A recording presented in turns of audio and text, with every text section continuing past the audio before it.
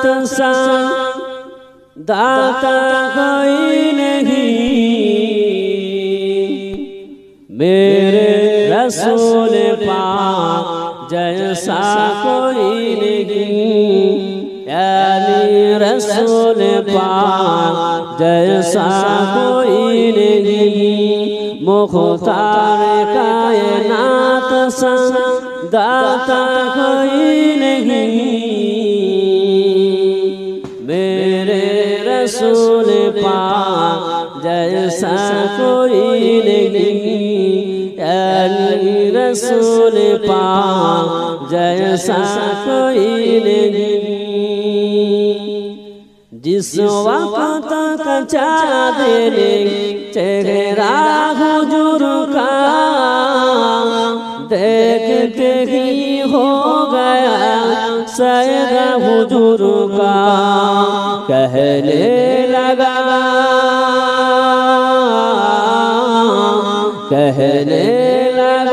कि आपसे अच्छा कोई नहीं,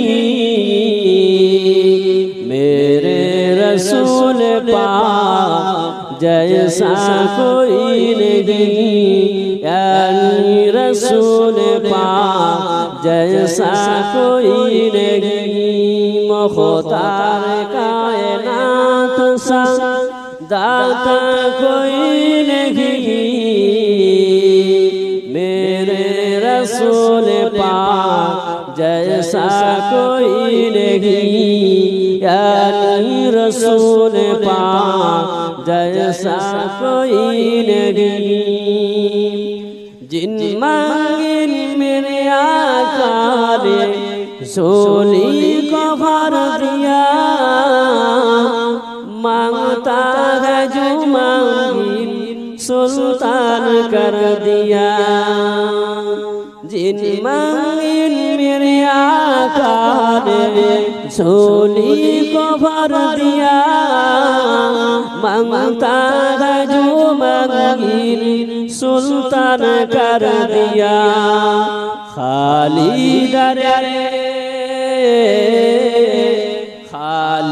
दरे के आपसे अच्छा कोई नहीं, मेरे रसूल पाक जैसा कोई नहीं, यानी रसूल पाक जैसा कोई नहीं। अल्लाहुम्मा सल्ली अला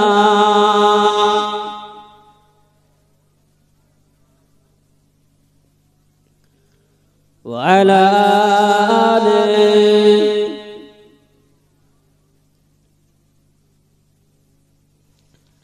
আমার দিনদার ঈমানদার যে কথা বলতে চাইছি, আল্লাহ নবী আদম আলাইহিস সালাম আল্লাহ পাক জান্নাত থেকে বার করে দিলেন। নবী আদম আলাইহিস সালাম আল্লাহ পাকের দরবারে কাঁদতে লাগলেন, রোনারা জারি করতে লাগলেন, কাঁদতে লাগলেন। 300 মতান্তরে 350 বছর আল্লাহর দরবারে কাঁদলেন, কবুল হলো। নবী আদম আলাইহিস সালাম একটা ভুল করার কারণে 350 বছর কাঁদলেন, আল্লাহর দরবারে কবুল হলো। আল্লাহ পাকের মালায়েকা ফেরেশতা জিবরাইল আমিন আলাইহিস সালাম এক তারিখে দেখতে পেলেন আল্লাহ নবী আদম আলাইহিস সালাম মক্কা শরীফে পাহাড় জাবালে পাহাড়ের চূড়ায় নবী আদম আলাইহিস সালাম সিজদায় পড়ে কাঁদতে লাগলেন। ওই সময়তে আল্লাহ পাকের মালায়েকা ফেরেশতা জিবরাইল আমিন ওই সময়তে আল্লাহ পাকের দরবারে, ও রব্বুল আলামিন আল্লাহ, নবী আদমের কি ক্ষমা হবে না? নবী আদমের কি maaf হবে না? ওয়া মামেদানা ওয়া মা নবী পাকের উম্মাতুম্মা খালিদা, ও সোনা মালিকেরা নবী আদম আলাইহিস সালাম এক তারিখে জবালে রহমান পারের চূড়া নবী আদম আলাইহিস সালাম সিজদায় পড়ে কাঁদতে লাগলেন, রোনাসানি করতে লাগলেন, কাঁদতে লাগলেন। ও রাব্বুল আলামিন আল্লাহ, আমি নবী আদম, আমার কি ক্ষমা হবে না? আমার কি মাফ হবে না? ওই সময় আল্লাহ পাকে মালেকা ফেরেশতা জিবরাইল আমিন আলাইহিস সালাম আমার নবী পাকে চলে এলেন, আমার নবী আদমের কাছে চলে এলেন। ও আল্লাহ পাকে নবী আদম আলাইহিস সালাম একবার সিজদা থেকে মাথা তুলুন, একবার সিজদা থেকে মাথা তুলুন, একবার আল্লাহ পাকে আরশে মুআল্লা দিকে তাকান। ওই সময়তে নবী আদম আলাইহিস সালাম সিজদা থেকে মাথা তুললেন, আল্লাহ পাকে আরশে মুআল্লা দিকে তাকালেন। তাকিয়ে দেখতে পেলেন কিনা আল্লাহ পাকে আরশে মুআল্লায় লেখা আছে লা ইলাহা ইল্লাল্লাহ মুহাম্মাদুর রাসূলুল্লাহ। আল্লাহ বা নবী আদমকে জানিয়ে দিয়ে দিলে, ও আমার নবী আদম, আমার কাছে 300 মতান্তরে 350 বছর কাটলে আমার কাছে দোয়াটা কবুল হলো না, দোয়াটা কবুল হলো না। যখন কিনা আমার নবীর নাম নিয়ে যখন আমার কাছে মাফি চেয়েছো, আমি আল্লাহ পাক ক্ষমা করে দিয়েছি। 350 বছর কিন্তু ক্ষমা যখন আমার নবী পাকের নাম নিয়ে যখন আল্লাহ পাকের দরবারে দোয়া করলেন, রোনাজারি করলেন, আল্লাহ পাক সঙ্গে মাফ করে দিলেন। কোন নবীর উম্মত?